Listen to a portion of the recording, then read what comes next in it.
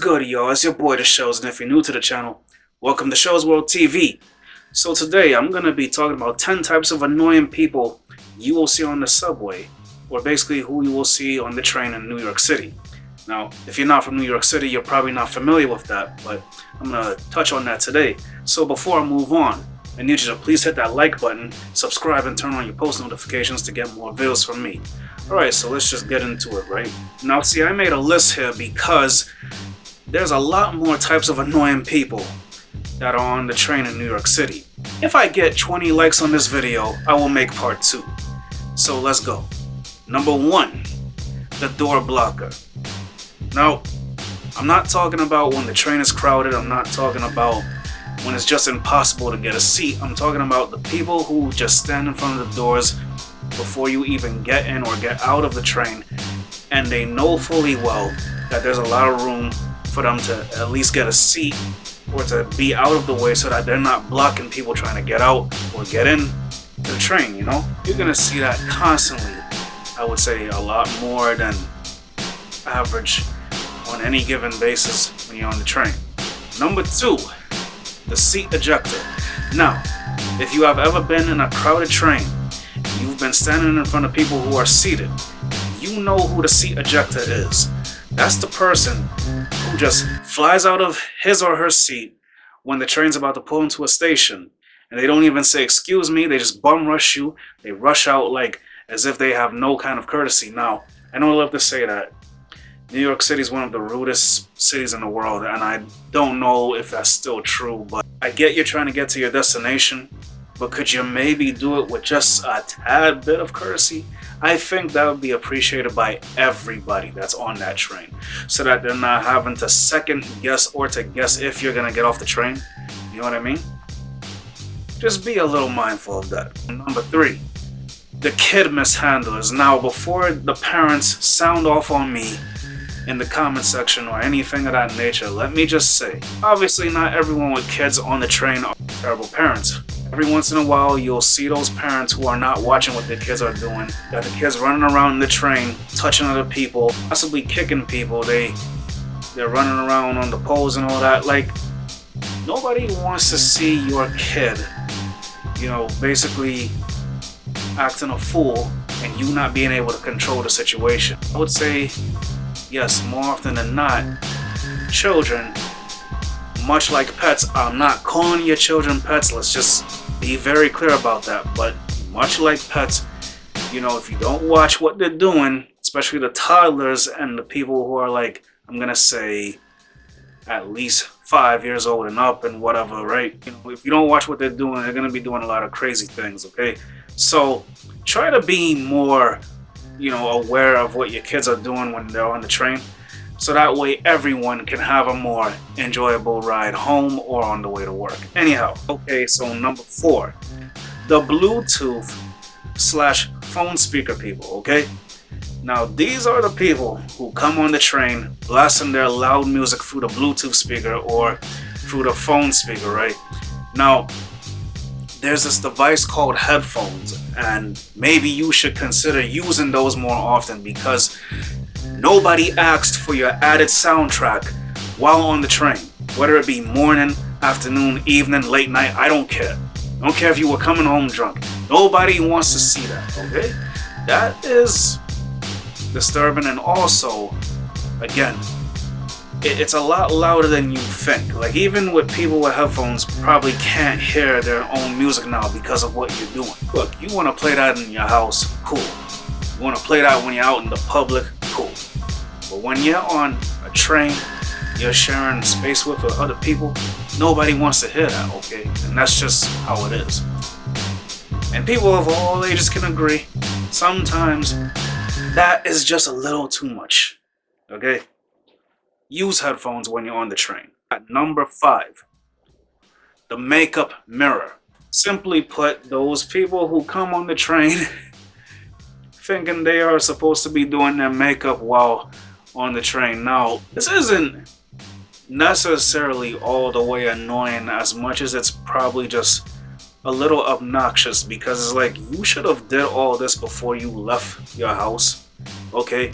I don't know why you think it's okay to do this while you're on the train, right? I have known people to be doing their makeup when they're on the train, and then as soon as the train gets a little bit of a, I guess you could say, a kick, you bump into somebody and possibly makeup gets on the other person. I've seen it happen. So, as I said, it's not really that annoying as much as it's more obnoxious of the person to be doing. I think you should fix your makeup, you know, whoever you are, before you leave the house. That's just me. Number 6, the bag lady or the bag man. Now, simply put, I'm talking about those arrogant people who will sit in a train, right, and they will have their bag get a seat. Now, I'm sorry. Since when did your bag need a seat? Okay?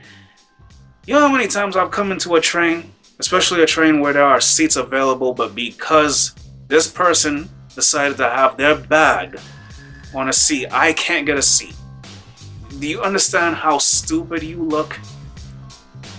Now, I don't know if you saw the video where the lady got kicked off the train because she refused to move her bag. I wish that would happen to a lot more of these people in New York City, because that's pretty self-centered if you ask me. You're basically trying to say your bag is more important than people getting a seat. That's like, what are you doing? Come on, like, that's crazy. Just be aware of the fact that if you want a seat, you probably don't want to see someone's bag on the train seat, okay? Just think about it. So now we're at number 7, the back and forth person. Now, this is a classic one. You're on the train, right? And you're either about to get on or off, but the person that's in front of you, for some reason, all of a sudden got a memory lapse. You know, they probably realized that they're either not at their stop yet, or they probably realized that as they were getting off the train that they were at the wrong stop, and then they rush right back in. As I said, either you're trying to get in or out of the train. That is just super annoying. Now, as someone who has definitely gotten lost or has forgotten his, stop, I definitely can say I haven't done that, okay? Being back and forth when getting on or off the train. Now, if they did it with a little more, being more aware of what they're doing, I could understand, but they just do it, without a care in the world, and then they end up bum rushing other people who are either trying to get in or out of the train, and that's just, come on, you gotta be a little more mindful of the people around you. That's not a good look, man. Number 8. This is another one I can't stand, and this unfortunately happens to me a lot, especially going to work. The seat squeezer. You know who I'm talking about. That person with the wide hips, that person who has no business trying to fit themselves into a tight space between you and someone else on the train. But because they're so insistent on getting a seat, they decide to squeeze in between you and another person anyway. And now you gotta basically be sitting uncomfortable because this person decided, I must have a seat. Clearly seeing that they probably won't fit that well. And then what's even more annoying is that they're getting annoyed at you for them not being able to, move around when they're in the seat. Like, you weren't thinking before you did that, right? I'm pretty sure you weren't, so that's your fault. Sounds like a personal problem to me. You really shouldn't have been doing that. So, the seat squeezer, not cool. Number 9. Thankfully, this doesn't happen a lot when I'm on the train, okay? I'm talking about the gas drive-by. The gas drive-by, simply put, is the person who is on the train, and when you get to a certain stop or the train is moving, all of a sudden, you get this whiff of air that just smells like rotten eggs and really crazy garbage. Like, I don't know. No one ever really admits to being the gas drive-by. You never really figure out who the person is that dropped the gas bomb on while on the train. You know, people pass gas. It's a normal thing that people do. Flatulence, of course, is a normal thing, but it is such a crazy situation to think, man, I don't know what this person had before leaving the house. I don't know what this person was eating before getting on the train, but that is crazy. That it can create that much of a stink that it literally becomes a drive-by to anybody that's on that car in the train, okay? The gas drive-by. That doesn't happen a lot, but it's certainly there, okay? Link number 10. This happens so often when I'm on the train, when I'm coming home from work or I'm going to work.